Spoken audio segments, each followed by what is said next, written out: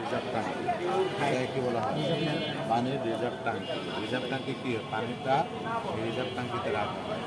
এখান থেকে পানি শেষ হয়ে গেলে রিজার্ভ ট্যাঙ্কি থেকে পানি এই পাইপ দিয়ে চলে আসে অটোমেটিক। এই জন্য সবসময় রিজার্ভ ট্যাঙ্কে পানি রাখতে হয়। পানিটা রাখার নিয়ম হচ্ছে লাগে এই যে এখানে। পানিটা রাখার নিয়ম হচ্ছে এই যে দাগ, এই দাগ হচ্ছে ফুল, বুঝলে? এই যে এখানে লেখা যাচ্ছে ফুল, এই ফুল পর্যন্ত পানি থাকবে। আর এই যে লো, এই যে নিচে লো, এই লোর নিচে পানি গেলে, পানি চলে গেলে তখন কিন্তু ইঞ্জিন হিট হওয়া শুরু করবে। এই জন্য পানি সবসময় ফুল করে রাখতে হবে।